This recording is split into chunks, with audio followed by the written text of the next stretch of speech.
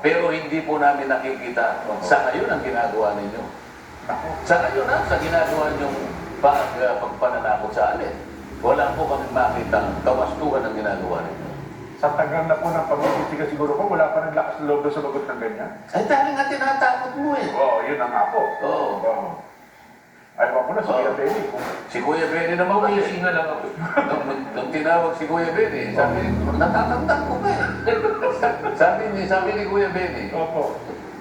ako po naman ay humarap po sa akin pong pagkakaalam. Oo. Ay, wala naman pong tama. Yung pagkakasabi po niya, palagay mo po kasi wala po akong lalabag at ganito, ganyan. Bakit sumagot? Yun ang akala mo. Oo. It doesn't follow. It doesn't necessarily follow. Oo po. Ibig ko sabihin, alam mo na pala yung totoo, ba't ka pa nagtatanong? Hindi ka dapat makipag-debate doon sa tinatanong mo. Yun ang alam niya, isa ko siya. Kaya ano pagkakasaman niya? Oo. Bakit po kanya doon sa pagpapatotoo ng tao yun? Pero sa ginapang ikatuhan. Naniniwala po akong tama po ako at ganito. Ay, hindi. Yan ang alam mo. Sana naman nakakit. Oo.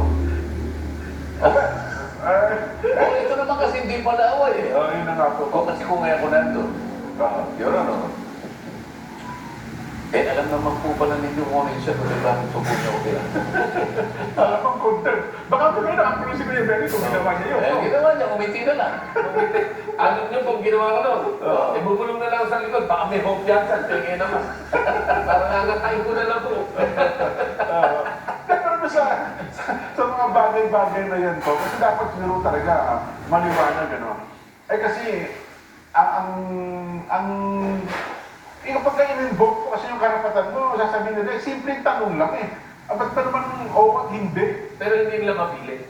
Eh na nga, kung sa papunta mo niya ng oo o hindi, at saka ka lang anya, so, ang sabi yun sa, bilang abogado, alam mo, sumagot ka muna ng oo o hindi. At kung meron kang paliwanag, umuo ka muna o hindi ka, at saka mo ipaliwanag kung gusto mo sabihin. Hindi nga ganun eh. Kasi ang inquiry nila, parang parang investigasyon ng piskal na parang meron ka ng kasalanan. Hindi yun ang inquiry na sinasabi batay sa pagkakasulat sa saligang batas. Kasi inquiry in aid of legislation. So, kailangan ikapit mo yun eh. Ilang tulong sa paggawa ng batas. Doon pa lang makikita mo na eh. Hindi ka pwedeng basta-basta ka na lang magtanong nang wala kang nakabalangkas na batas eh. Kaya sabi nga doon sa desisyon eh, there should be an existing legislation. An existing or contemplated legislation. So, wag ka wala. Paano yung tatanong mo? O ano yung referensya mo? Opo. Di ba? Kaya nga ang tanong nila eh, wala nang katapusan eh. Kahit ano na lang maisip nila. Mukhang meron na yatang legislation. Meron na ba ngayon? Nakita mo ba yung ginawa nila? Halimbawa, yung extrajudicial killing sa pagkasunod, doon na sentro lahat eh. Ewan ko kung ikaw Nelson, mahilig magbasa itong taong ito eh. Kung nabasa niya na dalawang batas lang ang nagawa eh, panukalang batas.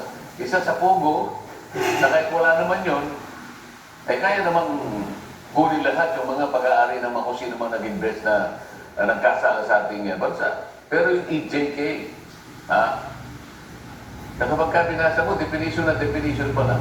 Opo. Mali na eh. Extrajudicial killings, di ba? Nakalimutan nila na dito sa ating bansa, bawal na yung death penalty.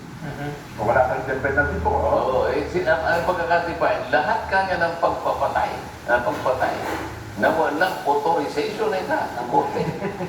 Paano mag-authorize? Wala na nga tayong death penalty. Oo nga, oo. Di ba? Kahit na law student. Oo. Palagay ko pagka nabasa niya, mag-iisip eh. Pag nabasa niya ganun, mga congressman kaya itong mga ito. Yun lamang mag-entertain siya ng ganun kaisipan, nakakahiya eh. Oo.